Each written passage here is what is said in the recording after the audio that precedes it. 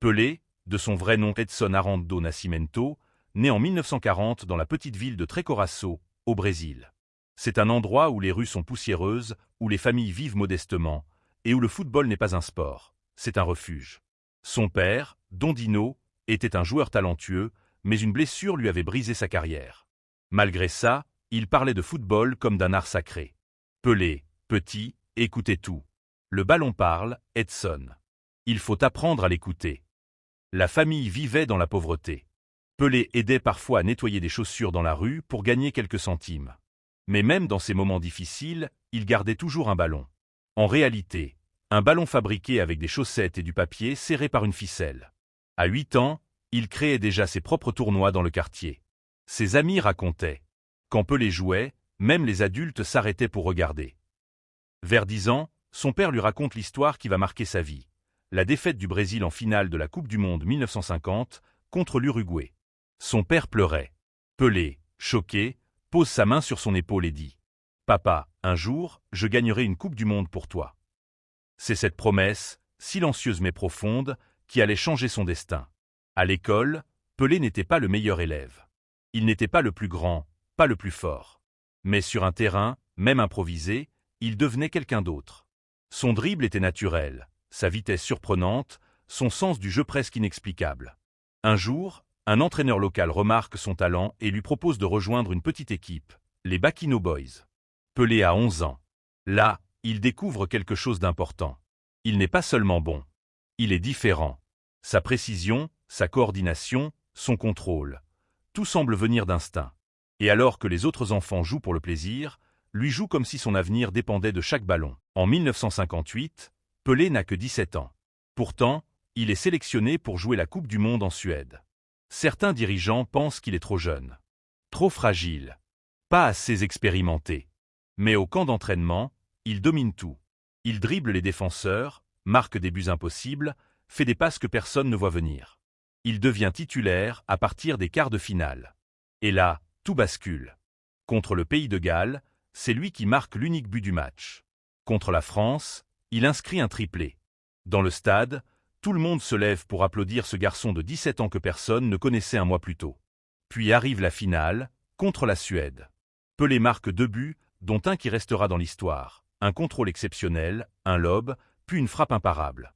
Le Brésil est champion du monde pour la première fois. Pelé s'effondre en larmes dans les bras de ses coéquipiers.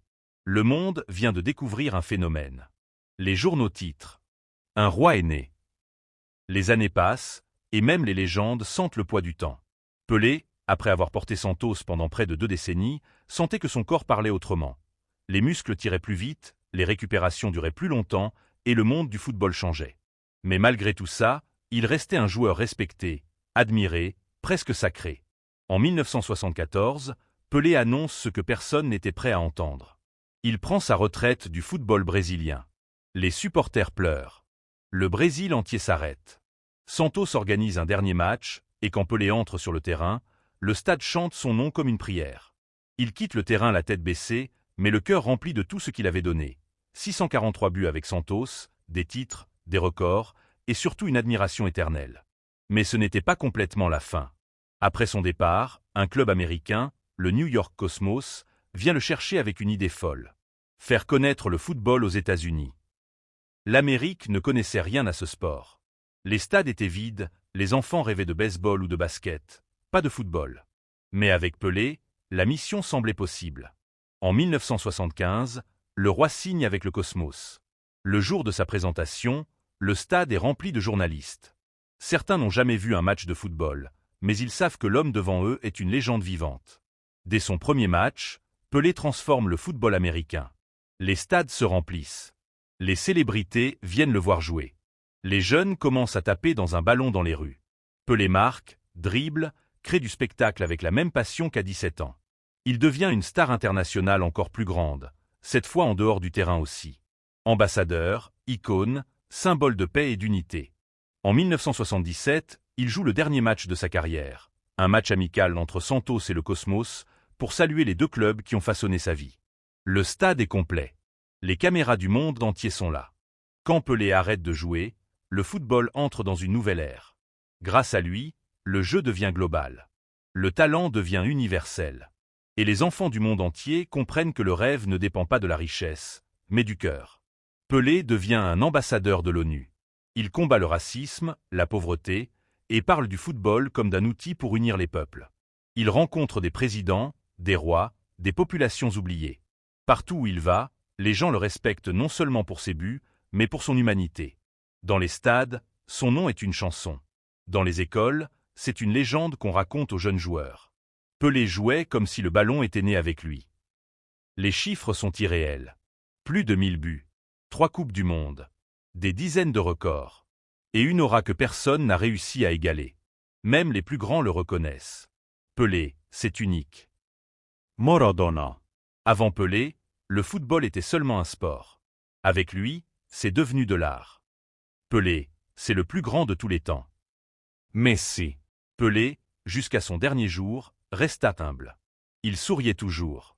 Il parlait aux fans. Il disait souvent « Je ne suis pas le roi. Le vrai roi, c'est le football. Moi, j'ai juste essayé de le servir. » Quand il s'éteint en 2022, le monde entier s'arrête. Des millions de gens pleurent. Les stades s'illuminent. Des pays entiers rendent hommage. Même ceux qui ne l'ont jamais vu jouer sentent qu'ils viennent de perdre plus qu'un sportif. Ils viennent de perdre une partie de l'histoire. Mais son héritage reste vivant. Chaque dribble de rue, chaque enfant qui court derrière un ballon fait de chiffon, chaque rêveur qui croit que tout est possible, c'est lui. Pelé n'a pas seulement marqué un millier de buts. Il a marqué le monde.